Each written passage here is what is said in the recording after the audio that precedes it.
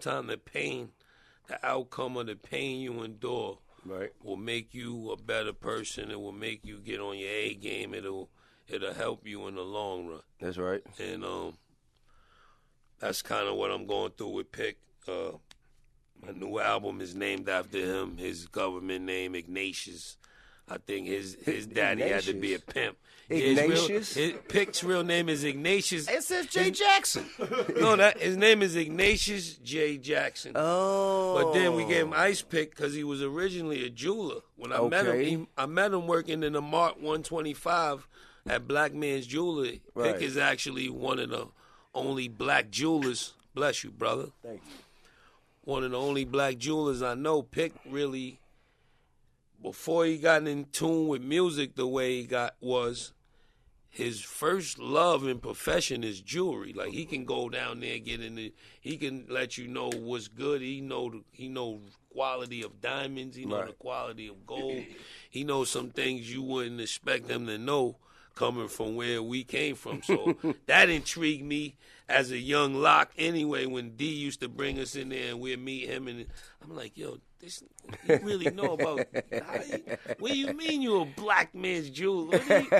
And then he used to, teach me about it, and then he went on and make a lot of my jewelry after I met him and, was able to make some money, and then they brought him on board, and he became the A&R. He did all of the Rough Rider compilations. He worked on the X albums. He worked on Al Locke's albums, the We Are the Streets. And then when the whole thing happened with D and Rough Riders kind of went down, I hired him to work with me and work A&R my albums, and then he just became like my brother, my partner. Right.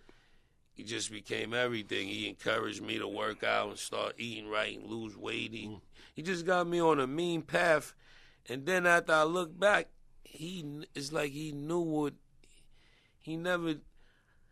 I was one of the last people to find out that he had colon cancer.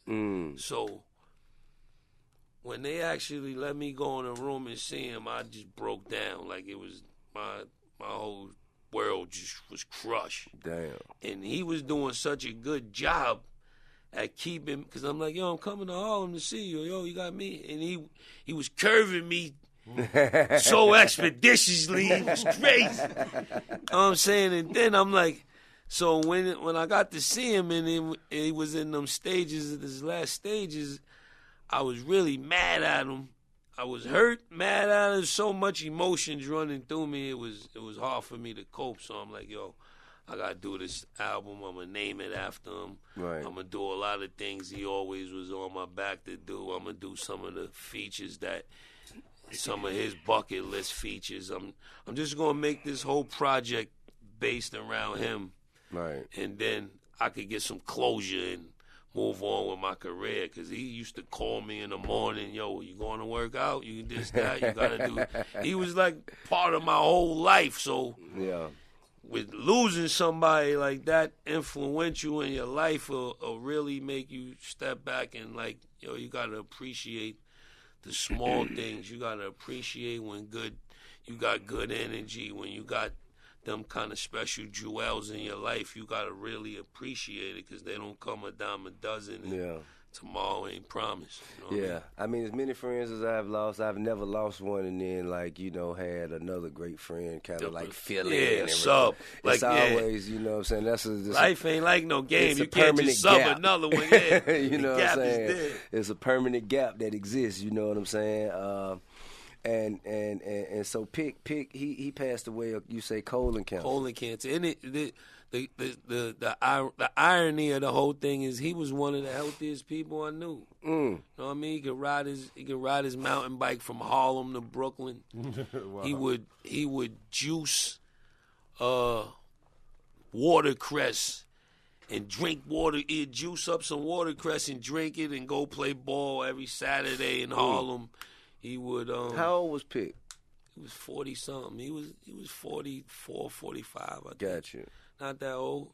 Yeah. But I think it was an inheritance thing. Mm. But he also was trying to do it holistically, and he really had it in his mind that I think he was going to beat it and then really make a whole big fuss after he beat thought it. he was Dr. Zebi's little brother from Harlem. He really thought he was going, Wow. you know what I mean? And he probably just lost grips of it. He probably needed some of the other medicine before he couldn't just go. Because even Dr. Zebi's wife came and fixed him up some shit that had him getting back stronger for like a month. Right. But then he got off of that, and then, you know what I mean, He shit probably got started worse the process again. a little late.